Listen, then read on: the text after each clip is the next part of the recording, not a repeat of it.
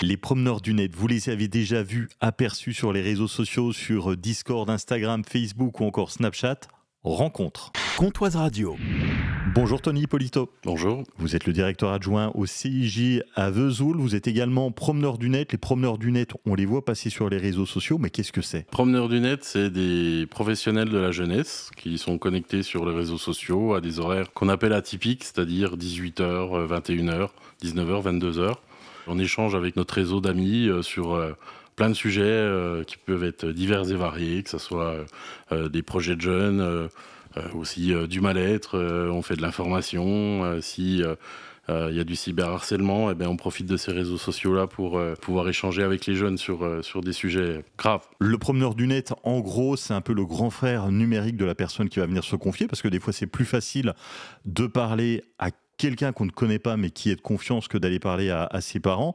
Tous les promeneurs du net sont des professionnels de l'enfance. Ça veut dire quoi concrètement et comment ils sont choisis ? Alors là, c'est tout le boulot de la coordination dont je fais partie avec la FOL 70. Justement, on recrute des professionnels issus de milieux très différents. Il y a des responsables du réseau InfoJeunes de structures. Il y a des directeurs d'accueil ados, de centres de loisirs. Ça nous permet d'avoir vraiment une expérience très diverse et puis variée.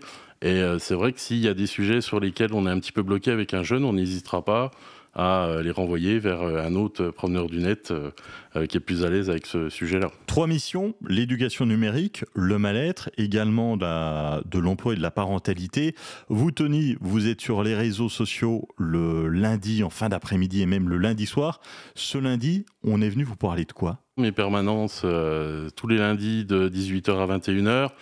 C'est confidentiel, donc je peux pas. Tout se passe dans des chats privés, donc je peux pas vous dire exactement ce qu'on m'a dit. J'ai pas le droit. Je peux vous dire les thématiques abordées. Hier soir, on m'a parlé de sexualité, on m'a parlé de projets autour d'une bande dessinée, et puis on m'a parlé des uniformes à l'école. Voilà les sujets qui ont été abordés hier. L'éducation numérique dont vous parlez, c'est quoi ? Mais c'est juste que comme on a créé ce lien de confiance sur les réseaux sociaux, on va se permettre, en regardant les fils d'actu de nos amis, de leur dire que tiens, la photo qu'ils ont mise là, ce jour-là, elle est peut-être préjudiciable pour la suite, qu'à 18 ans, ils regretteront peut-être qu'un employeur accède à leur mur Facebook et tombe sur cette photo-là.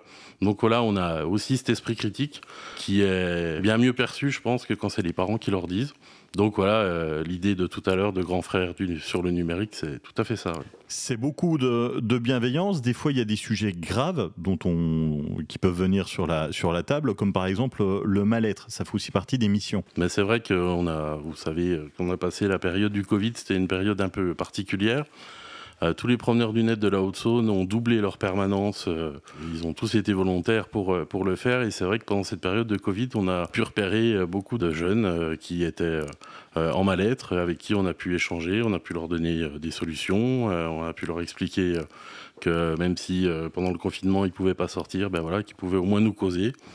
Donc c'est vrai que ça a été une partie de notre mission très intense. Alors il y a les jeunes, mais pas que, ça s'adresse également aussi aux parents, que ça soit pour relayer des offres d'emploi, pour dire que vous êtes là aussi pour discuter avec leurs enfants. Comment ça se passe avec les parents ? On est sur Instagram, Discord, Snapchat, mais on est quand même resté sur Facebook, parce que même si notre cœur de cible, ça va être les jeunes, en restant sur Facebook, on arrive à toucher des parents qui parfois arrivent à relayer l'information encore mieux que nous. Alors pour vous donner un exemple très concret, il y a une société à Vesoul qui offrait un contrat en apprentissage. J'ai relayé cette information sur ma page Facebook.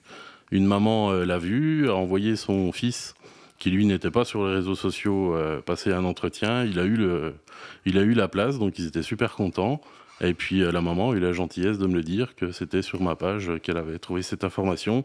Moi, voilà, on a tout gagné puisque j'ai atteint ma cible et je suis passé par la maman. Donc c'est quelque chose qu'on va développer là en 2024, la partie parentalité. On vous retrouve sur le site pdn70.fr. pdn70.fr, c'est notre site internet sur lequel vous allez pouvoir retrouver la liste des promeneurs de Haute-Saône, le lien vers leurs réseaux sociaux et puis les horaires de leur permanence.